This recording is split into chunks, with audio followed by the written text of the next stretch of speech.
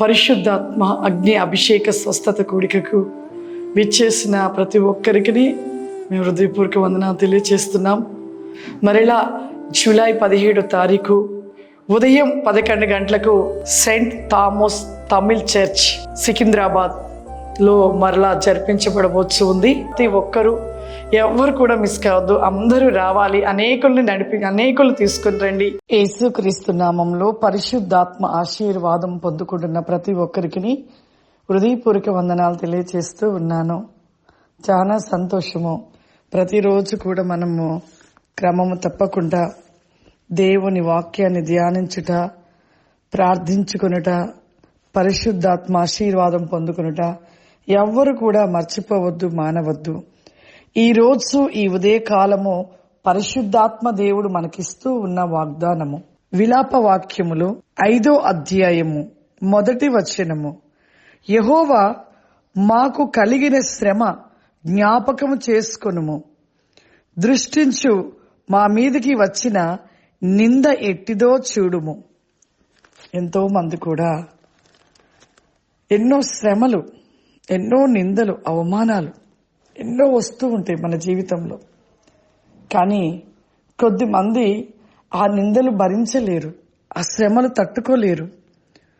వాటిని భరించలేక వారు కూడా అన్నిల వలె ఇష్టం వచ్చినట్టుగా మాట్లాడుతూ ఉంటారు, ఇష్టం వచ్చినట్టుగా గొడవలు పడుతూ ఉంటారు. ఆ శ్రమలు భరించలేక దేవుని దూషిస్తూ ఉంటారు. ఆ విధంగా ఎంతో మంది కూడా శ్రమ తట్టుకోలేని స్థితిలో ఉంటూ శ్రమ, నిందలు, అవమానాలు భరించలేక వారు దేవునికి దూరమైపోతూ ఉన్నారు. సాతానుడి పని అది.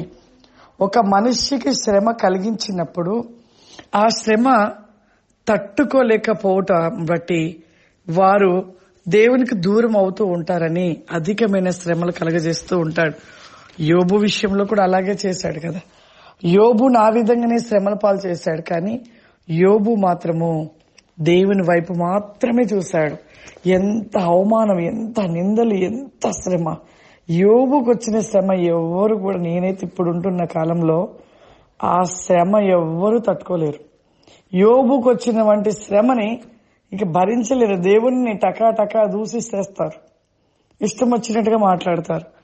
కానీ యోబు మాత్రము ప్రతి శ్రమను భరించి దేవుని వైపు చూసి నిరీక్షణ చేత సంతోషంగా ఆ బాధను భరించాడు. ఆనందంగా, సంతోషంగా స్వీకరించాడు. కాబట్టి నిజంగా పరలోకములో యోబు యొక్క కిరీటము, అక్కడ ఎన్నో కిరీటాలు ఉన్నాయి, కానీ యోబు కిరీటం అంటే కిరీటాలు అక్కడ ఎక్కడ ఆ యొక్క స్థలంలో ఆ కిరీటాలు లేవు.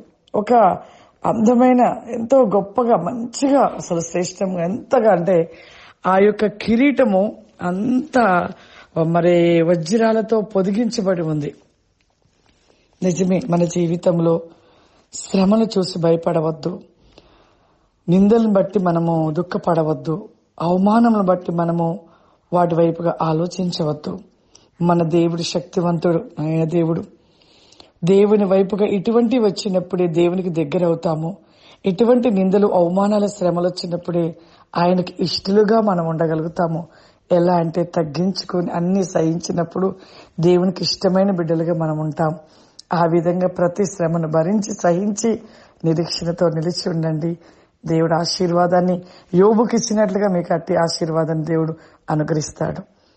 ప్రార్థన చేసుకుందాం. సర్వశక్తివంతుడా, దయగల తండ్రి, గొప్ప దేవా, పరిశుద్ధాత్ముడా, ఏ దినము ప్రభా, ఏ బిడ్డలైతే ప్రభా పరిశుద్ధాత్మ ఆశీర్వాదాన్ని పొందుకుంటూ ఎవరైతే ఈ యొక్క ప్రోగ్రాం చూస్తూ ఉన్నారో, చూస్తున్న ప్రతి బిడ్డని కూడా మీరు దీవించండి నాయన, ఆశీర్వదించండి ప్రభా.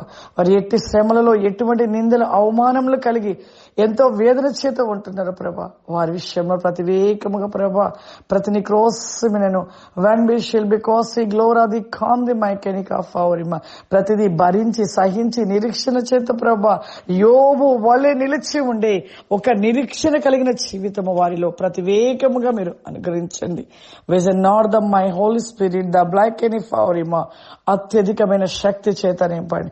వెన్ మై సో బ్లిస్డ్ అండ్ బిక్ ఆఫ్ అవరిమా, హోలీ స్పిరిట్ ద బ్లిస్డ్ అండ్ బిక్ ఆఫ్ అవరిమా, అద్భుత వేకమైన కృపాశీర్వాదాలు దయచేయమని ఏస్తున్నామం తండ్రి. ఆమేన్.